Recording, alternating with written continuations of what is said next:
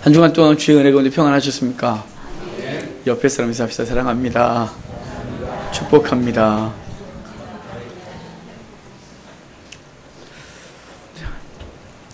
주보의 제목이 있습니다. 같이 읽겠습니다. 생명의 길, 사망의 길. 아멘.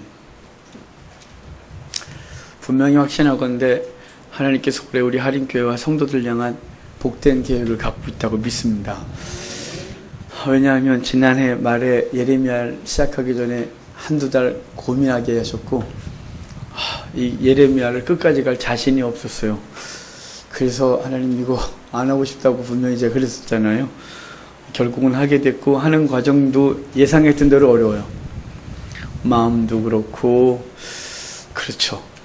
지난주에 누군가 저에게 전화를 하셨어요.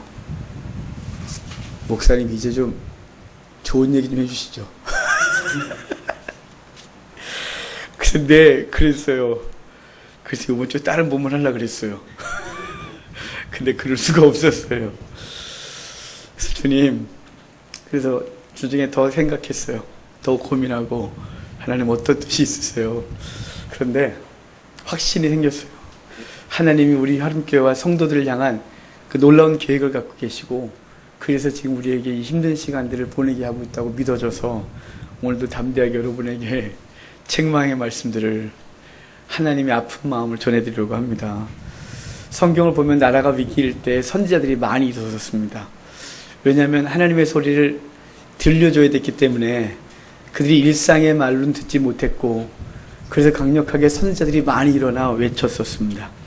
그들은 그들의 죄를 지적하고 회개를 촉구하는 그들의 선지자들을 통하여 하나님의 음성을 들어야 했습니다.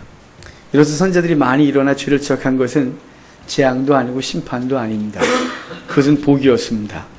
왜냐하면 그 말을 그들에게 듣게 하심은 장차 닥칠 위기로부터 건지시려는 주님의 계획이었기 때문에 그렇습니다. 이는 마치 전방에 다리가 끊어진 것을 누군가 보고 와서 그 전방을 향하여 달려가는 차들을 막아서고 소리를 지르고 신호를 하며 달려가지 못하도록 하는 것과 같습니다. 그가 신호를 하는 것은 자동차를 떨어뜨리려는 것이 아니라 그 떨어지려는 것을 막아서고 돌아서게 해서 안전하게 하려는 것이 목적인 것처럼 주님께서 선지자를 통하여 외치는 것은 그들을 안전하게 하려는 것이고 올해 우리에게 제가 한 두어 달 갈등을 하고 주님과 씨름을 한 이후에 예레미야를 하게 하신 그 이유는 우리들이 달려가고 있는 그 길 앞에 무엇인가 있고 멈추게 하고 돌아서게 하는 하나님의 목적이 있음을 믿고 이 말씀이 우리 자신에게 주어진 말씀들을 듣고 그 말씀을 듣고 하나님 앞에서 온전치 않은 것들로부터 돌이켜 하나님이 주시는 복을 받아 누리는 성도가 되기를 주의 이름으로 축복합니다. 오늘 본문 말씀의 배경은 이 예레미야 21장은 시드기야 왕 때에 벌어진 사건입니다. 예레미야에서는 이야기의 순서와 장의 순서가 이 역사의 순서와 맞지 않아요. 이야기가 저 뒤에 있는 게 갑자기 앞에 오기도 하고 또 앞에 있는 게 저 뒤에가 있기도 하고 예레미야에서는 막 섞어놨어요. 왜 이렇게 섞이게 됐냐면 먼저는 바룩이라는 사람이 예레미야의 서기관으로 서서 그가 전한 말씀 다 받아 적은 이후에 당시 여호야김 왕에게 전달해 주었는데 그가 그것을 읽고 칼로 찢어 화로불에 다 던져 태우는 바람에 바룩이 뒤에 다시 그것을 기록하면서 약간의 헷갈림이 있다고 보여져요. 또 하나는 하나님의 섭리 가운데 그렇게 됐다고 보여지는데 두 번째는 앞에서 한 예언이 뒤에서 그것이 어떻게 성취되었는지를 보여주기 위하여 그 예언한 것 뒤에 뒤에 성취된 것을 의도적으로 그 뒤에다 붙였다고 보여져요. 그러니까 어차피 뒤에서 다 기억을 되짚어서 쓰고 있기 때문에 앞에서 한 얘기들이 뒤에서 어떻게 성취가 됐는지를 그냥 앞에 갖다가 붙여버린 거예요. 그래서 예레미야서는 이 흐름을 순서적으로 보지 아니하고 그때가 어떤 시대인지를 보면서 보게 되어져요. 오늘 본문도 그런 맥락에서 시드기야는 이 시드기야 왕 때 이야기를 20장 뒤에 붙여버리고 있어요.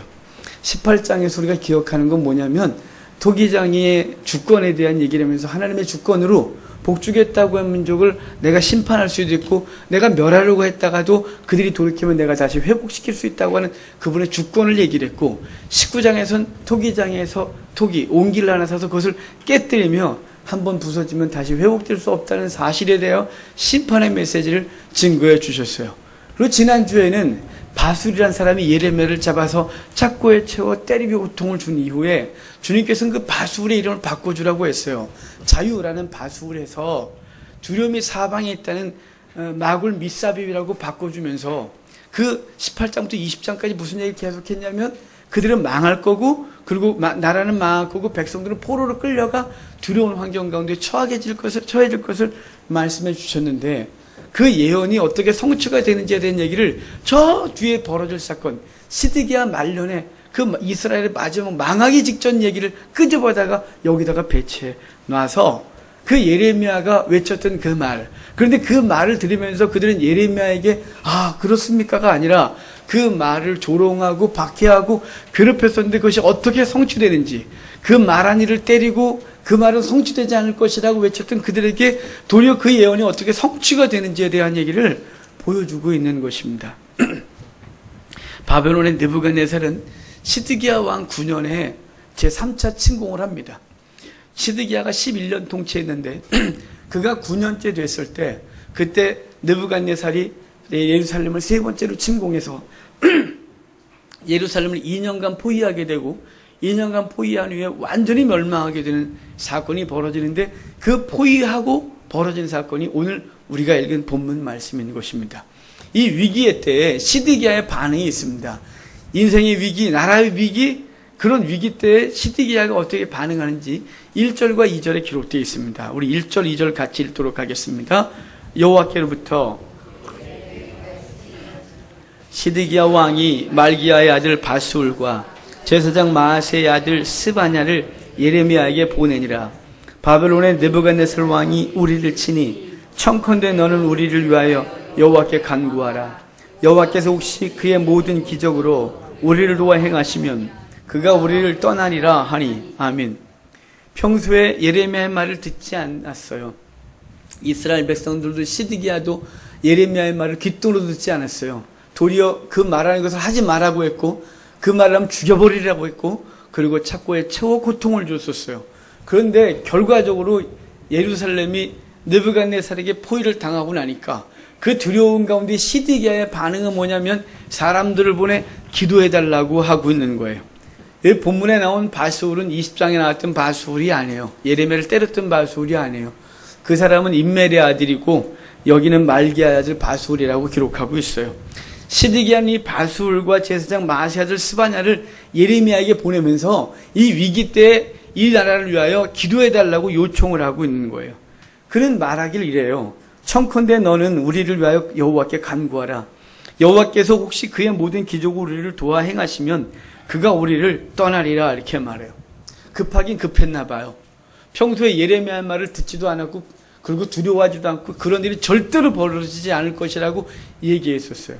도리어 시드기야가 저 뒤에 보면 시드기야가 즉위할 때 예레미야를 통해서 하나님은 그 밧줄과 멍에를 메고 나무 멍에를 메고 가서 너희가 지금 이 왕이 됐다고 축하하지만 후에 너희는 바벨론의 포로로 끌려갈 것이라고 얘기했었을 때 하나님이라고 하는 거짓 선지자가 일어나서 그 멍에를 꺾어버리고 말하기를 2년 내에 바벨론을 멸망하고 이미 포로로 끌려갔던 자는 다 돌아오게 될 것이라고 예언을 할 정도로 그들은 강팍하게 하나님의 말씀을 듣지 아니하고 도리어 그 말하는 자 예레미야를 때리고 그 표적을 행하는 것을 분지러뜨리면서 도리어 자기들이 이길 거라고 거짓 예언을 했었어요.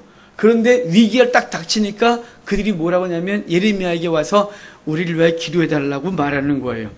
그런데 그 말을 좀 주의해서 보면 이래요. 거기 그러잖아요. 혹시 그의 모든 기적으로 우리를 도와 행하시면 그가 우리를 떠나리라 이래요. 이 본문을 현대어 성경이 이렇게 번역했어요. 어쩌면 여호와께서 옛날처럼 우리를 도와 기적을 베푸셔서 느부갓네살 왕이 물러가도록 하실지도 모릅니다. 시드기야는 혹시나 하는 마음으로 과거에 역사하셨던 하나님을 찾고 그분이 지금도 자기들에게 역사해 주시기를 구하고 있는 거예요.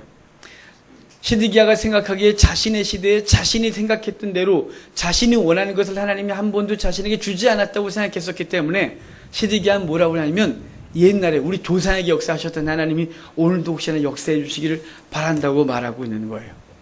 이 시드기야 기도를 통해서 우리의 신앙의 모습을 좀 봤으면 좋겠어요. 시드기야가 자신의 삶 속에서 하나님을 경험하지 못하고 과거의 하나님의 역사에 대해서만 생각하고 있었을 뿐 자신은 경험해보지 못한 것처럼 이 시대 많은 교인들이 성경을 통하여 하나님을 객관적으로 또 지식으로 알아요. 그런데 뭐가 문제냐면 그분을 경험으로 알지 못한다는 게 아주 심각한 문제예요. 우리 삶 속에서 하나님을 얼마큼 경험했냐가 우리의 신앙을 뿌리 깊게 하고 있느냐 아니면 그냥 바람에 센 바람에 하면 무너지는 신앙 정도밖에 되지 않느냐를 결정하는 거예요. 바라기는 저와 여러분들이 하나님을 삶 속에서 강력하게 만난 은혜가 있기를 바랍니다. 그분을 경험한 만큼 그분에게 삶을 드리고 그분이 말한 대로 살아갈 수 있고 그분을 신뢰하고 살아갈 수가 있는데 이 시대 교인들이 하나님을 강력하게 만난 적이 없어요. 성경을 통해 이성으로 들었고 설교를 통해 들었고요. 그게 다인 거예요. 그래서 자신이 위기를 만나면 아주 작은 위기 속에서도 하나님을 부인하고 떠나며 주님이 계시냐고 원망하고 있는 겁니다. 바라기는 저와 여러분이 하나님을 강력하게 만나고 그 만난 하나님 우리 속에 있어서 영원히 주를 떠나지 않고 주님과 동행하는 심령들 되길 바랍니다. 또한 시드기야가 하나님의 역사하심에 대한 강력한 확신이 없었어요. 여기 보세요. 혹시나 이러잖아요. 혹시 그분이 역사하실지도 모르잖아요. 예레미야에게 와서 기도 부탁하면서 혹시 그분이 우리를 도우실 수 있지 않겠습니까? 이렇게 말하고 있는 거예요. 아니 혹시나라뇨. 하나님이 그런 분이냐 이 말이에요. 시드기야 속에서는 그분에 대한 확신이 없는 거예요. 자신이 그동안 해갔던 것, 자신의 힘, 자신의 능력, 자신이 이집트와 다른 나라 동맹을 맺으면서 바벨론에 대항을 하고 그 힘에 대해서는 그동안 신뢰했었지만 하나님에 대해서는 한 번도 신뢰해 본 적이 없었기 때문에 지금 그 신뢰해 보지 못했기 때문에 기도를 요청하면서 말하는 거예요. 혹시나 이렇게 말하는 거예요. 혹시 여러분도 그렇지 않습니까? 하나님 앞에 기도하면서도 확신이 없고 그냥 혹시나 내가 기도를 좀 하면 들어주진 않을까라는 것을 기도한다면 아예 받을 생각을 하지 마십시오. 주님이 이렇게 말했거든요. 너희가 받지 못하면 구하지 아니하며 또는 잘못 구함이고 또한 너희가 이 기도할 때 의심하면 바람에 밀려 요동하는 바닷물결 같아서 아무것도 얻을 줄 생각하지 마라 이렇게 말했어요. 근데 많은 사람들이 혹시나라고 하는 거예요. 하나님이 계실지도 모르니까 라고 하는 믿음인 거죠. 마치 정화수 떠놓고 정성으로 빌면 무엇이 될지도 모른다는 막연한 기대감으로 접해 나온다면 불쌍한 거예요. 바라기는 그분의 살아가심을 확신하고 그분이 당신의 백성들의 기도에 응답이 있다는 사실을 믿고 그분께 부르짖는 우리가 됐으면 좋겠어요. 하여간 이 시드기야의 기도는 경험한 적도 없고 확신도 없어요. 이게 시드기야가 갖고 있는 믿음인 거예요. 이 어리석은 믿음이 우리 속에 있지 아니하고 경험한 하나님 그리고 그분을 확신하고 그분 앞에 그분을 섬기는 믿음이 우리 속에 있기를 간절히 바랍니다. 이와 같은 죄들이 되면 안 되고요. 그래서 오늘 말씀을 통하여 우리가 신앙생활을 통해서 그런 믿음이 우리 속에 다시 강력하게 생기고 확신 가운데 하나님을 섬기는 자들이 되기를 주의 이름으로 축복합니다. 이 시드기야의 기도 요청에 대해서 예레미야의 반응이 있어요. 시드기야의 기도를 요청했으니까 예레미야가 어떻게인가 반응이 있어야 되지 않겠습니까? 3절부터 7절 그의 반응이에요. 같이 읽도록 하겠습니다. 예레미야가 그들에게 대답하되 이같이 말하라.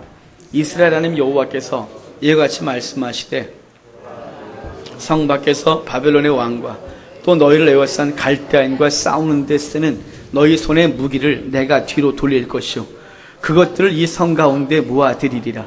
내가 든 손과 강한 팔 곧 진노와 분노와 대노로 친히 너희를 칠 것이며 내가 또 사람이나 짐승이나 이 성에 있는 것을 다 치리니 그들이 큰 전염병에 죽으리라 하셨다 하라.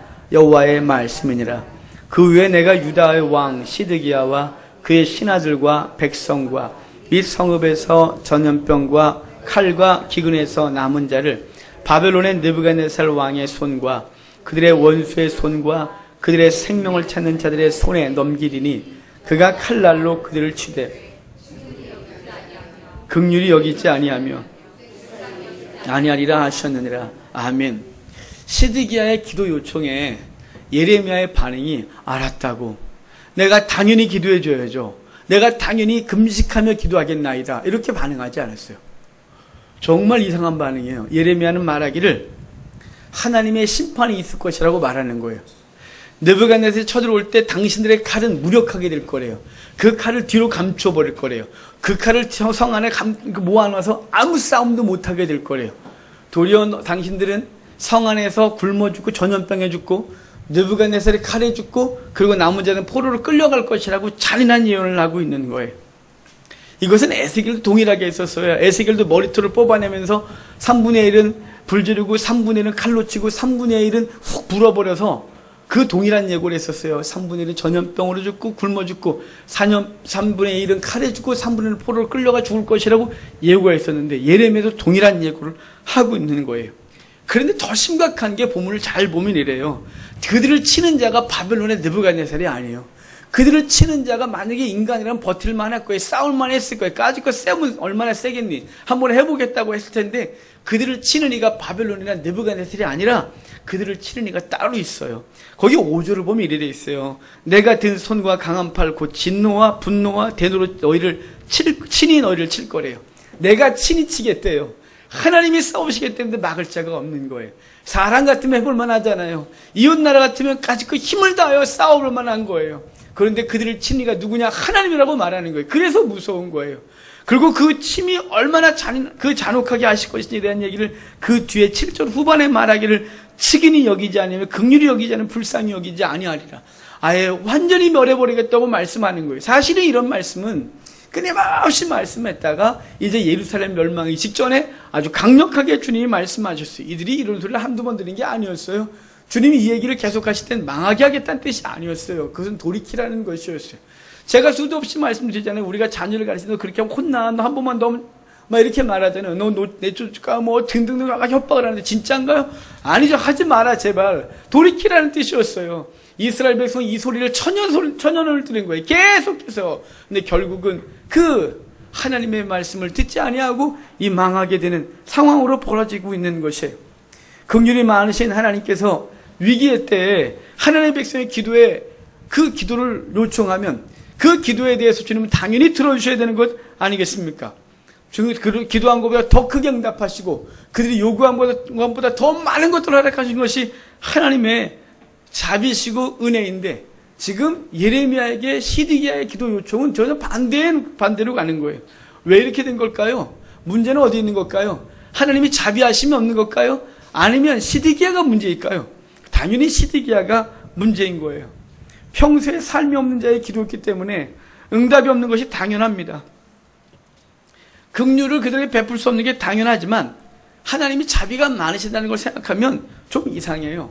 주님께서 그 한 가지 비유를 말씀하셨어요. 탕자의 비유를 말씀하시면서 아버지의 재산을 가지고 나아갔고 허랑방탕하게 쓰고 돌아온 그 아들을 그 아버지는 매일매일 대문 앞에 나가서 해 뜰 때부터 해 질 때까지 기다리시는 거예요. 아니 아마 잠들 때까지 기다렸을 거예요. 그랬던 그분이 이제 그 아들이 돌아오니까 멀리서부터 돼지똥 냄새 풍기고 오는데 남들 아무도 못 알아보는 그 남루한 옷차로 오는 그 아들을 알아보고 달려가 그를 안고 그의 옷을 벗겨 목욕을 시키고 새 옷 입히고 가락지를 끼우고 소를 잡아 잔치를 벌였어요. 그분이 어떻게 하고 있는 거예요? 그분의 반응은 뭐냐면 너희가 돌이키면 내가 언제든지 해요. 돌이키면 내가 언제든지 너희를 회복시키리라. 과거와 동일하게 회복시키리라. 아니 더 크게 내가 회복시키라고 말씀하고 있는 거예요. 호세아서는 이렇게 말씀하셨었어요. 우리가 여호와께로 돌아가자. 여호와께서 우리를 찢으셨으나 도로 낫게 하실 것이요 우리를 씻었으나 싸매어 주실 것이라. 여호와께서 이틀 후에 우리를 살리시며 셋째 날에 우리를 일으키시라. 우리가 그의 앞에서 살리라 이렇게 말해요. 그러니까 호세아서는 뭐라 그래요? 돌아오래요. 돌아오면 이틀 후에 3일 후에 반드시 살리겠대요. 그 앞에서 살 것이래요. 주님의 속성은 자비예요. 은혜예요. 돌이키면 언제든지 살려주겠다는 거예요. 회복시켜주겠다는 거예요. 근데 시드기야가 와서 기도해달라고 하는데 지금 주님이 평소에 하셨던 모습하고 전혀 다른 모습으로 가는 거예요. 왜일까요? 왜 본문의 반응은 이렇게 잔인한 거예요? 그것은 기도를 요청하는 자의 자세 때문인 거예요. 기도를 요청하는 자의 자세는 죄악에서 돌이키고 하나님의 말씀대로 순종하고 살고자 하는 자세가 전제되어 하나님 앞에 기도할 때 그분은 돌이키고 그분이 회복시켜주고 있는 거예요. 근데 시드기야는 돌이킴도 없었고 하나님의 뜻대로 살고자 하는 열망도 없고 딱 하나 자신의 눈앞에 있는 위기를 극복하고자 하는 그 목적 하나만이 그 앞에 있는 거예요. 그 순간의 위기만을 벗어나겠다는 것이 시드기야가 예레미야에게 기도를 요청했던 목적이었고, 하나님은 그렇기 때문에 그에게 응답할 수 없는 것이, 왜냐하면 그 위기를 모면한 시드기야는 다시 돌이켜 하나님 앞에 더 강팍한 심령이 될 것이고 이전보다 더 망가질 것이기 때문에 하나님은 그에게 아무것도 허락할 수가 없는 것이, 단지 하나님을 자신이 원하는 것을 얻는 도구, 통로 정도로만 생각한 시드기야가 바로 받는 응답은 이것이었다 이 말이에요. 사무엘서 4장에 나오는 이스라엘 백성처럼 블레셋과의 전쟁에서 진 후 그 원인을 자신과 자신의 민족이 어떤 죄를 짓고 있는지를 돌이켜 보지 아니하고 단지 법궤를 갖고 나오지 않았다는 이유 가지고 법궤를 가지고 나왔다가 졌던 것과 같아요. 우리가 하나님을 승리의 도구, 우리의 목적을 이루는 도구로 삼으면 그 도구까지 빼앗기고 비참하게 망하게 되는 거예요. 지금도 많은 교인들이 하나님을 자신이 원하는 것을 이루기 위한 도구 정도로만 생각해요. 그들에게는 하나님과 동행하는 삶에 대한 것은 관심사항이 아니에요. 하나님을 영화롭게 하는 삶에 대해서는 관심이 없어요. 오직 뭐냐면 하나님을 통하여 얻는 유익에만 관심이 있는 거예요. 그래서 하나님 앞에 언제나 나와 구하기만 할 뿐 삶 속에서 나는 어떻게 살아야 되는지, 하나님 앞에 나는 어떤 존재로 살아야 되는지는 관심이 너무너무 적어요. 그래서 이런 말을 듣는 것이 너무 불편하고 힘이 드는 것이죠. 오직 관심은 하나님을 향한 성공과 성취뿐이에요. 마치 도깨비 방망이를 휘두르듯이 기도라는 도구를 흔들어 하나님 앞에서 얻고자 하는 것을 얻으면 다인 것이에요. 그것을 강력한 믿음이라고 얘기하고 믿음이 크다고 얘기하고 그것이 믿음의 전부라고 가르치고 있는 이 시대에 우리는 살아가고 있는 거예요. 여러분, 기도의 응답이 없습니까? 하나님 원망하지 마십시오. 원인은 하나님이 자비가 없어서가 아니에요. 하나님이 응답하고 싶지 않아서가 아니에요. 하나님이 주실 수가 없는 거예요. 이사야서 59장 1절과 2절에 이렇게 말씀해요. 여호와의 손이 짧아 구원하지 못하심도 아니요 귀가 둔하여 듣지 못하심도 아니라 오직 너희 죄악이 너희와 너희 하나님 사이를 갈라놓았고 너희 죄가 그의 얼굴을 가리어서 너희에게서 듣지 아니하시게 함이라. 이렇게 말씀했어요. 하나님이 자비하심이 없어서도 무능력해서도 아니라 너희와 하나님 사이에 죄가 가려워 하나님이 아무것도 할 수 없다고 말하고 있는 거예요. 여러분, 우리를 돌이켜보는 지혜가 이 환난의 때에 있어야 되는 거예요. 만약 어느 순간 자신이 환난을 받았다고 느낄 때, 내가 지금 삶이 엉키고 있다고 느낄 때, 그때 무엇을 해야 되냐면 몇 가지를 생각하면서 그 시간들을 보내야 되는 거예요. 먼저 우리 자신을 돌아보고 하나님과의 관계를 회복하셔야 하는 것입니다. 오래전 제가 부교육자로 있을 때, 굉장히 오래된 것 같아요. 제가 벌써 개척한 지가 만 15년이니까 그 전에 부교육자로 있을 때 어떤 사람이 저에게 상담을 요청한 적이 있어요. 그는 자신의 처지를 비관하며 하나님을 원망했습니다. 자신은 지금 아무것도 남은 것이 없대요. 아무것도 이룬 것도 없대요. 자신은 나름 하나님을 열심히 섬겼는데 현재 자신에게 남은 결과가 너무 비참해서 미칠 것 같대요. 그래서 하나님도 믿지 못하고 원망스럽대요. 아니, 없는 신을 원망하는 것 자체가 이미 무의미한 짓을 하고 있다고 자기가 얘기를 하는데요. 제가 그때 소름이 쫙 끼쳤어요. 하나님이 없는데 그 앞에서 이것도 무의미하다고 저한테 말하는데 이제 하나님 존재 자체를 부인하며 저에게 따지듯 말하는 거예요. 뭐 어떻게 말해야 할지 모르겠는 거 있죠. 제가 지금 같으면 말을 좀 했을 거예요. 요즘은 제가 할 말을 좀 하려고 애를 쓰고 몸부림을 치거든요. 사람을 기쁘게 해라, 하나님을 기쁘게 해라. 내가 사람을 기쁘게 하면 하나님의 종이 아니니라. 이 말이 저에게 항상 제 심령에서 울리기 때문에 그 상황에서 내가 무슨 말을 할지 고민하고 작은 말에서 한마디 하는데 그때는 아무 소리도 못하고 그냥 기도해 드릴게요. 아우 힘내요. 이러고만 말았어요. 근데 사실은 그를 객관적으로 보고 그에 대해서 객관적으로 평가하면 엉망이었던 사람이에요. 자신의 삶에 열심을 낸 적도 없고 땀 흘려 일한 적도 없고 그냥 엉망이었어요. 교회 생활이 교회 생활도 모범이 아니었어요. 그랬던 그가 하나님 앞에서 아무것도 얻지 못했다고 막 그러고 하나님이 계시니 안 계시니 그러는데 제가 뭔가 한마디 하고 싶었는데 말을 못했던 것이 지금도 가끔 그때 내가 그 상황에서 내가 이런 말을 해줬어야 되는데 싶을 때가 있거든요. 여러분, 제가 보기에는 그가 살아온 삶에 대한 당연한 결과라고 여겨져요. 그는 하나님을 원망하고 심지어 부인까지 했지만 하나님을 향하여 그러면 안 되는 거예요. 그는 하나님을 불공평한 존재로 만들려고 한 사람이에요. 무슨 말씀인지 예를 들어볼까요? 하나님을 불공평하게 만드는 게 어떤 건지? 어떤 사람은 정직하게 살았지만 신앙생활을 좀 게을리했어요. 반대로 어떤 사람은 교회생활을 열심히 했지만 도둑질하고 종종 다른 사람들 돈도 빼앗거나 꾸고는 갚지 않았어요. 이들 중 누가 잘 돼야 되는 건가요? 누가 잘 되고 누가 하나님의 복을 받아야 하나님의 정의가 서는 것인가요? 교회 생활 열심히 하고 삶은 엉망인 사람이요? 아니요. 교회 생활을 좀 잘 못해도 정직하게 살아가는 사람이 잘 돼야 되는 거예요. 또 여기서 또 오해하지 마세요. 그냥 교회 안 다니고 정직하게 하면 사람은 잘 되는 거네. 그럼 다른 거 아니요. 지금 제가 얘기하는 본질을 좀 벗어나면 안 되는 거예요. 제가 말하는 본질은 교회 생활 열심히 하냐 하지 말아야 얘기라는 게 아니라 하나님 앞에서 어떤 사람이 복을 받아야 하나님의 공이냐 이 말이에요. 성실하게 땀을 흘리고 일한 사람이 잘 되는 게 공입니까? 아니면 방구들을 친구 삼아서 맨날 뒹굴거리면서 이런 사람이 잘 되는 게 공입니까? 만약에 후자가 되려면 하나님의 공의는 없는 것입니다. 하나님이 이 땅을 자연스럽게 하나님은 공의롭게 질서대로 그 하나님이 이 원칙대로 움직이는 것이 하나님의 방법인 거예요. 하나님이 아무 때나 틀을 막 바꾸시는 것이 아니에요.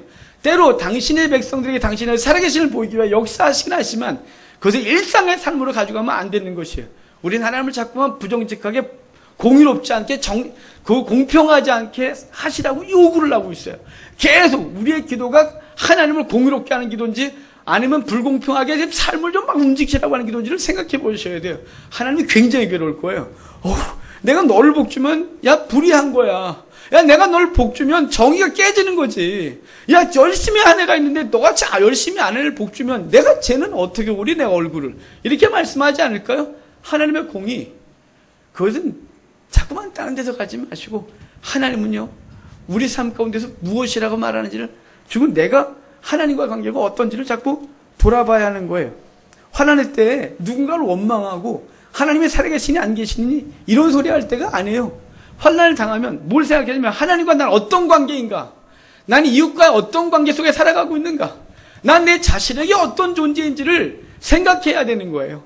그래서 무엇인가 관계가 엉클어져 있고 깨져 있다면 그 관계를 회복하는 거에 먼저 신경을 써야 되는 거예요. 그건 하지 아니하고 당장 눈앞에 벌어진 위기를 벗어나려고 하는 것은 아무리 애들 써도 안 되는 거예요. 왜냐하면 하나님은 거기에 부을 수가 없어요. 시드기야가 지금 와서 요청을 하는 것에 응답할 수가 없는 거예요. 왜냐하면 시드기야를 비롯해 그 백성들이 하나님과 관계에 대해서 요만큼도 생각하지 않았기 때문에요.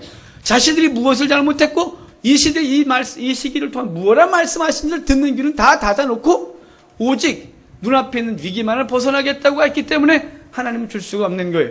여러분 우리 삶 가운데 위기를 겪고 있다면 무엇을 해야 될까요? 달라가 아니에요. 주여 내가 무엇이 지금 문제입니까? 나는 어떤 관계 속에서 깨져 있습니까? 무엇을 회복해야 됩니까를 고민하고 그것을 기도하고 그 관계를 회복하는 데 우선을 두시는 지혜가 있기를 바랍니다. 만약에 그것을 닫아놨다면 소망이 없어요. 하나님 앞에서 자신을 돌아보는 시간이 없다면 그에겐 소망이 없어요. 아무리 많은 사람이 가서 기도를 해줘도 사무엘과 모세가 중보기도에 기도를 해주고 그 욥과 다니엘 등등이 하나님 앞에서 간절히 기도를 해도 그는 그 기도가 갈 수가 없어요. 본인에게 문제가 있다는 사실을 기억하셔야 돼요. 그런 의미에서 12절에 이렇게 말하고 있어요. 12절 보면 같이 읽을까요? 12절입니다. 여호와께서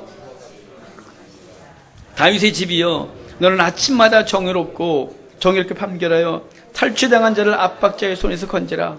그리하지 아니하면 너희의 악행 때문에 내 분노가 불같이 일어나서 사르리니 너희 끌 자가 없으리라. 아침마다 정의롭게 행하래요. 그러면 복을 줄 거고 만약에 너희가 그러지 않기 때문에 너희가 지금 재앙을 당하고 있다고 말씀하고 있는 거예요. 그들이 이렇게 심판받게 된 이유 그것은 정의롭지 못했기 때문이에요. 저 여러분 속에 하나님의 정의, 하나님의 공의, 공평이 있기를 바라고 그것을 요구하고 살아가는 우리가 되기를 바랍니다. 또한 환난의 때에는 자신에게 주어진 어려움을 달게 받는 겸손의 자세가 있어야 돼요. 다윗이 아들 압살롬에게 쫓기는 비참한 일을 겪어요. 얼마나 슬펐을까요? 그렇게 사랑으로 키웠던 아들놈이 자신에게 반기를 들고 이제 자신의 왕궁을 차지하고 자신 맨발로 도망가던 이 처지에 있었던 이 다윗은 얼마나 슬펐을까요? 사울에게 쫓길 때와 비교가 될까요? 아니요, 비교되지 않는 슬픔으로 다윗은 도망갔을 거예요. 그 도망을 갈 때 이 사울의 마지막 신하였던 시므이란 이 사람이 다윗에게 돌을 던지면서 막 저주를 해요. 그가 이렇게 저주했었어요. 피를 흘린 자여 사악한 자여 가거라. 사울의 족속의 모든 피를 여호와께서 내게로 돌리셨도다. 그를 이어서 내가 왕이 되었으나 여호와께서 나라를 내 아들 압살롬 손에 넘기셨도다. 보라 너는 피를 흘린 자로 화를 자초했다. 이렇게 말해요. 예, 맞는 말이기도 했어요.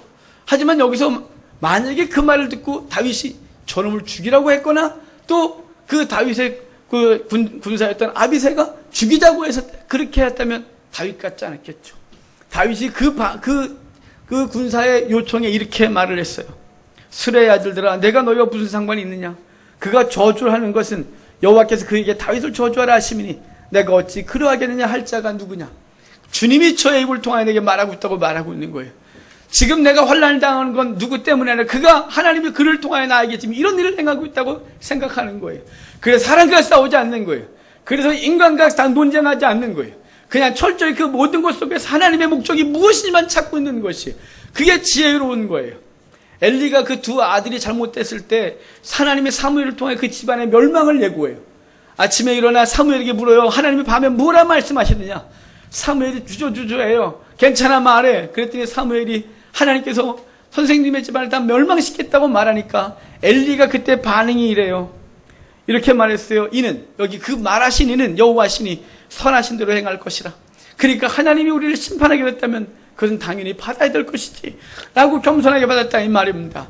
우리가 환난을 당할 때 사람과 싸우거나 내가 무엇을 했냐고 왜 이러냐고 삭대질라고 목을 높이 쳐들고 싸우는 것이 아니라 하나님 앞에서 내가 무엇을 해야 되는지, 그리고 그분 앞에서 자신이 어떤 존재인지, 그리고 사람이 만약에 자기를 어렵게 하고 환경이 어렵게 하면 자기는 지금 어떤 존재이기 때문에 이런 일을 당하고 있는지를 돌아보며 하나님 앞에 겸손히 그 시간을 보내고 그분이 무엇이라 말씀하시는지를 들어야 해요.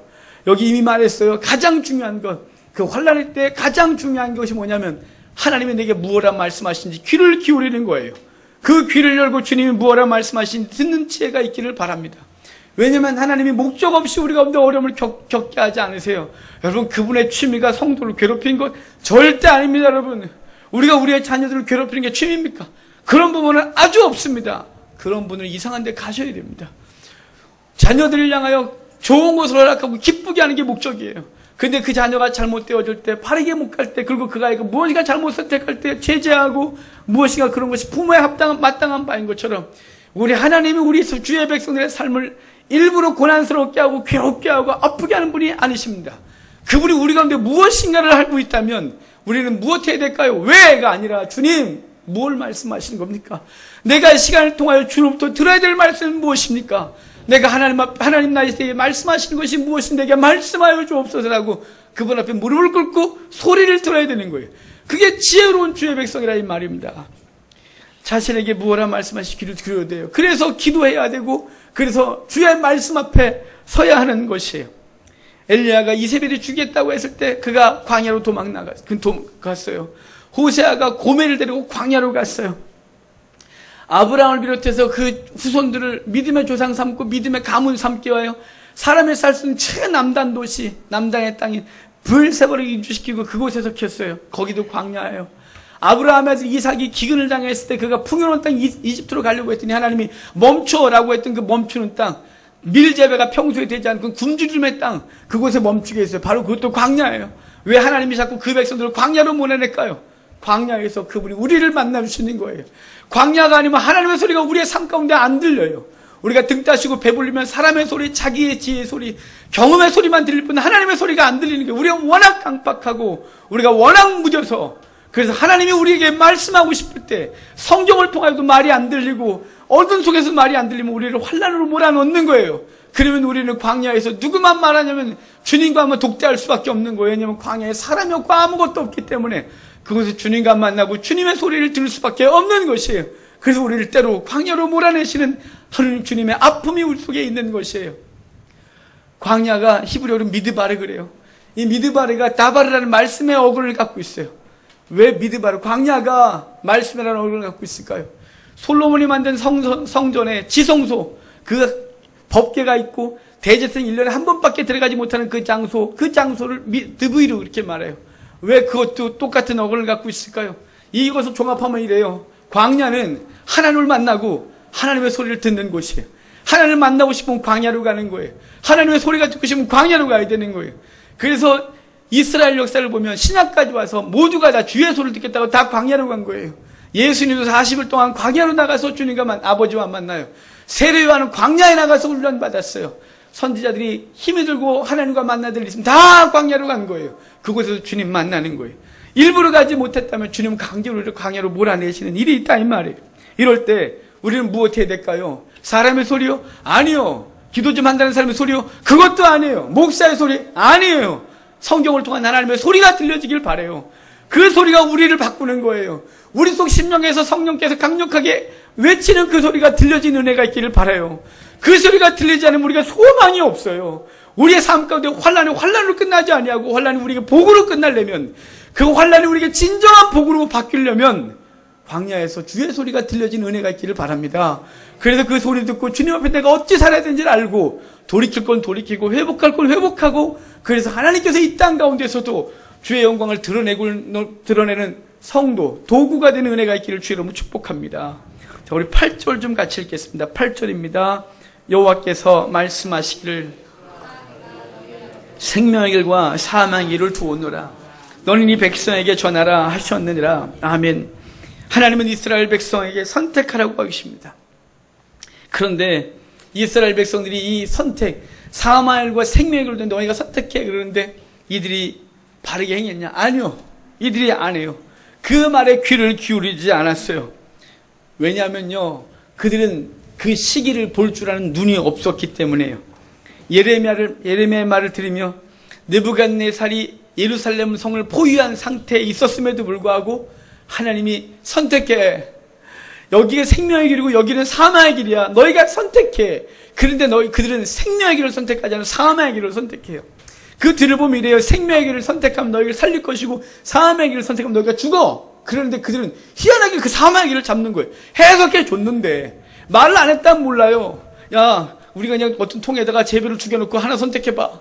복골복이야. 이랬다면 실수로 뽑았다고 하지만 생명의 길은 생명이 있고 사망의 길은 죽는다고 분명히 말하고 그 뒤에 어떻게 행하는 것이 사망의 길이고 어떻게 하는 것이 생명의 길을 말씀하고 있는데도 그들은 그 사망의 길을 덥석 짚고 있는 거예요.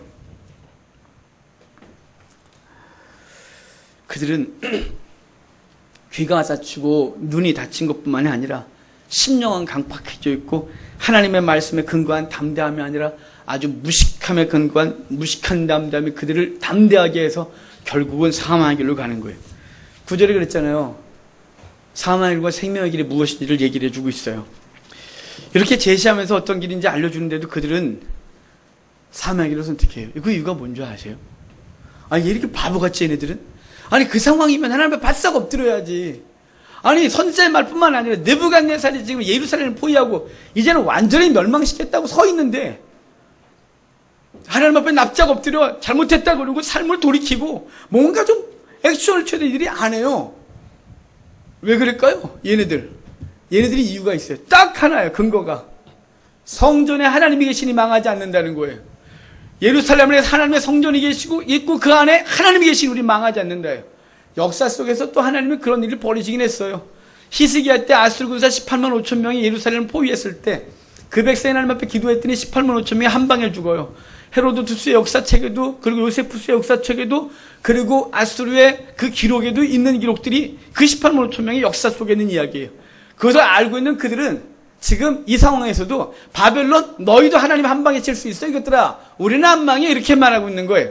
근데 상황이 달랐다는 것들이 깜빡했어요. 히스기야 때는 그 백성들이 하나님 앞에서 바로 서겠다고 사람을 의지하지 아니하고 신앙을 바르게 하고 우상들을 다 물리치고 종교개혁을 하고 그럼에도 불구하고 위기를 겪었었어요. 그때 하나님 앞에 무릎 꿇었어요. 백성들이. 그랬더니 역사하셨던 거예요. 지금은요, 백성들이 하나님 소리 들리지도 아니하고 우상 숭배하고 정의롭지 아니하고 악을 행하면서도 그들은 우리와 하나님 함께 하시고 있대요. 그래서 안 망한대요. 이 어리석은 것들은 하나님 우리와 함께 하시니 망하지 않는다 이렇게 말하는 거예요. 지금도 그렇습니다. 지금도 한국교회 성도들 가운데 이 어리석은 담대함, 말도 안 되는 담대함으로 이 땅 가운데 살아가고 있어요. 자신의 죄를 노려놓고 하나님 앞에 두 손 들고 항복하는 것이 살길임에도 불구하고 알량한 종교 행위를 방패 삼아 불의를 행하며 망하지 않을 것이라고 착각하며 담대하게 살아가는 사람들이 있다 이 말이에요. 성도를 향한 하나님의 관심이 뭔지 압니까? 이 땅에서 잘 먹고 잘 사는 것이 하나님의 관심이 아닙니다. 하나님의 성도를 향한 하나님의 관심은 이 땅에서의 복이 아니라 영원한 하나님의 나라에 합당한 대로 살게 하는 것이 하나님의 관심사입니다. 그래서 그것을 위하여 우리를 훈련시키시고 때로는 많이 부어주시기도 하고 때로는 거두기도 하시고 하나님이 여러 가지 방법으로 우리에게 말씀하시는데 우리가 그것을 몰라. 이 땅의 것이 다인 줄 알고 살아가고 있는 거예요. 이 땅의 것을 모두 잃게 해서 그가 당신과 동행하는 자로 살게 된다면 하나님은 그 모든 것을 기꺼이 던져버리는 존재이십니다. 심지어 주님은 당신을 망신스럽게 하고 수치스럽게 하는데도 주저하지 않으세요. 이스라엘이 법궤를 갖고 나갔다 법궤가 뺏기고 어디 갑니까? 다곤신 저 바닥에 가 있어요. 고대 때는 신과 신의 전투라 해서 그 상대방을 이기면 그 나라의 신을 상징하는 것을 갖다가 자기네 신전에 갖다 놨는데 너무너무 어렵게 이기면 자기 신 바로 밑에다가 아주 우습게 이기면 저 바닥에 갖다 놨는데 주님이 그 바닥에 가 있는 거예요. 법궤가. 하나님이 왜 그 망신을 당했나요? 당신이 무능력해서요? 아니요. 당신의 백성을 돌이키기 하기 위해요. 그 사건 후에 사무엘이 회개기 집회를 하고 백성들이 다 동의해요. 그 전까지 그런 거에 모인 적도 없어요. 근데 나라가 위기고 허리가 잘려갖고 다 블레셋 영토 되니까 남은 영토에 대해서 그 백성이 그때서야 회개에 모이고 회개 기도를 했더니 하나님이 에베네셀까지 도와 그 모든 것들을 회복시키는 것이 있는 거예요. 왜 하나님이 그렇게 하는 거예요? 왜 당신 스스로 망신을 당하신 거예요? 당신의 백성들을 살리기 위하여 당신은 스스로 다곤 저 바닥에까지 가 있었던 거예요. 하나님은 당신의 이름을 일컬어주고 당신의 집이라고 일컬어주는 예루살렘 성전까지도 과감하게 부셔버리셨어요. 사람들은 생각했어요. 하나님의 집이라고. 근데 그 하나님의 집이 무너지면 그 집주인은 바보가 되는 거예요. 주님이 기꺼이 바보가 되시는 거예요. 왜요? 그 백성들을 살리기 위하여 하나님은 스스로 망신을 당하신 거예요. 하나님은 스스로 낮아지신 거예요. 여러분, 하나님의 관심은 성도이고 하나님의 성도를 향한 관심은 성도의 이 땅의 삶이 아니라 저 영원한 나라에 합당한 존재로 만들어가는 것이 그분의 궁극적인 목적이라는 사실을 기억하고 하나님 앞에서 우리가 무엇을 해야 할지를 생각하셔야 하는 거예요. 오늘 일부 기도하는 사람이 이렇게 기도했어요. 하나님 마음 아프시죠? 하나님 마음 아픈 것을 어떻게 하나요? 이 땅의 교회가 엉망이라 하나님 마음 아프냐고 그러는데 제가 어떻게 감당할 수가 없었어요. 그러면서 주님 속히 와달래요. 심판해달래요. 그러면서 그 심판을 우리가 해야 될 이 복음 땅끝까지 증거하는 일을 감당할 수 있게 해달라는데 제가 오늘 일부 때 기도를 통하여 하나님 앞에서 주님 제가 그 기도보다도 못하고 있던 사실도 기억하고 하나님 앞에서 막 회개했어요. 여러분, 주님이 우리 가운데 요구하시는 것이 무엇인지를 아셔야 하는 거예요. 현대교회를 망하게 한 것은 세상이 아니에요. 세상의 교회를 공격해서 망한다고요? 거짓말하지 마세요. 이스라엘이 너무 커져서 교회가 망한다고요? 괜히 걱정하지 마세요. 이스라엘이 아무리 커져도 교회는 망하지 않아요. 세상이 범죄하고 동성애를 하니까 교회가 망한다고요? 아니요. 그것 때문에 망한 적은 없어요. 로마 기독교 300년을 기억해 보세요. 로마의 박해가 어마어마하게 했지만 기독교가 무너졌어요? 아니요. 무너진 적 없어요. 더 강력하게 썼어요. 뿌리가 더 깊어졌어요. 그래서 300년 동안 기독교가 뿌리를 깊이 내려 박해하던 로마가 손을 들고 기독교를 공인할 수밖에 없었어요. 지금 한국교회 문제는요, 세상이 문제가 아니에요. 세상이 박해라고 정치가 어떻고 이스라엘이 몰려 들어오고 위기이긴 해요. 그리고 우리가 두렵기도 해요. 하지만 그것이 문제가 아니라 교회의 문제는 내부에 있어요. 내부에. 이 내부의 문제가 교회를 다 무너뜨리고 있는 거예요. 우리가 우리 교회를 다 무너뜨리고 있고 한국교회를 다 말아먹었어요. 그를 우리 자꾸 세상 탓하고 앉아있어요. 아니요. 세상은 도리어 세상에 박혀있는 교회를 깨어있게 하고 세상이 우리를 공격하면 더 바닥 서고 그래서 하나님 앞에서 어떻게 살아할지를 알게 해요. 세상은 도리어 안 건드려요. 왜냐면 교회가 내부적으로 자꾸 무너져가고 있고 우스워지고 있기 때문에 그래요. 그 대표적인 신학이 뭐냐면 가능성의 신학이라는 거예요. 긍정의 신학이라고 이름 붙여진 것들이에요.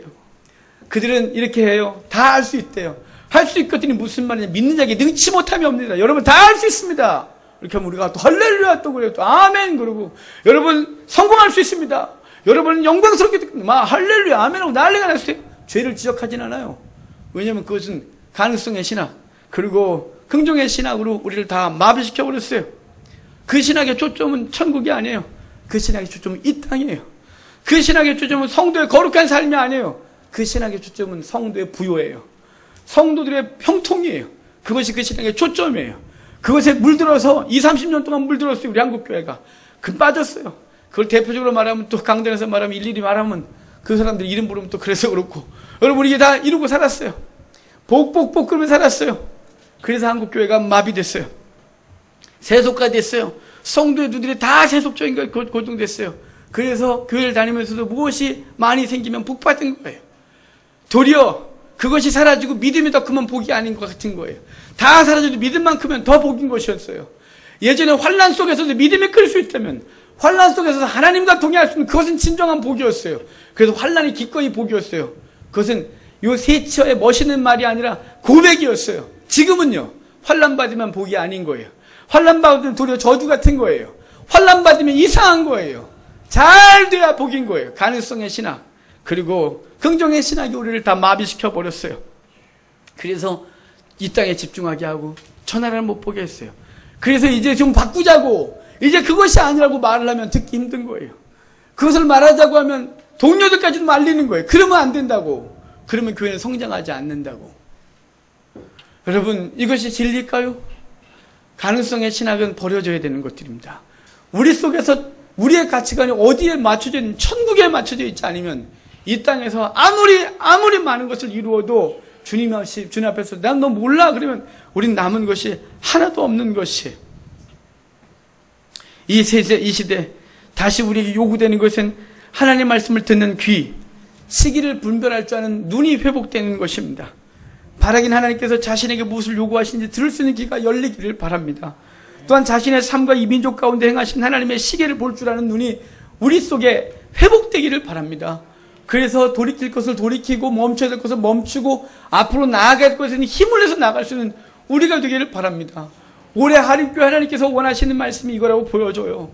우리에게 이 힘든 시간들을 보내게 한 것은 여러분 우리 교회만 위한가요? 교회가 회복되려면 누가 회복돼야 되는 건가요? 성도들이 회복되지 않으면 교회는 회복될 수가 없습니다. 성도 한 사람 한 사람이 하나님의 사람으로 설 때 교회가 회복되고 개교회 하나하나가 설 때 한국교회가 회복될 줄 믿습니다. 여러분의 삶이 하나님 앞에서 진정한 회복이 있기를 주의 이름으로 축복합니다. 혹여나 하나님의 소리가 지금 들리고 있다면 감사하셔야 하는 것입니다. 지금 약간의 어려움 때문에 고민하고 갈등하십니까? 죽을 정도로 하나님이 몰아넣지는 않습니다. 광야에서 그들을 죽인 적이 없으십니다. 만나와 메추라기를 먹이시고 그 불기둥과 구름기둥을 인도하시고 그분이 3길 앞서 행하시고 요단강 건너게도 하신 분이 그분이십니다. 그걸 두려워할 것도 없습니다. 우리가 관심을 가질 게 뭐냐면 하나님의 소리가 무엇이냐, 내 삶 속에서 말씀하시는 그분의 소리를 듣고 그분 앞에서 우리가 뜻을 돌이켜 이 시대에 한국교회, 무너져가고 있는 한국교회를 세우는 도구가 되어지는 것에 우리가 쓰임받기를 바랍니다. 이것이 내 희생으로 끝나냐? 아닙니다. 우리의 희생을 통해 우리의 아이들이 한국교회를 더 강력하게 할 것이고 우리의 무뎌져 있는 영성은 우리 아이들을 더 무뎌지게 할 것이기 때문에 우리가 예민해져야 우리의 후손들은 더 예민하게 하나님 앞에 서고 그들은 하나님의 사람으로 이 땅 가운데서 하나님이 기뻐하시는 삶을 살 수 있고 그분의 나라에 합당한 자로 설 것입니다.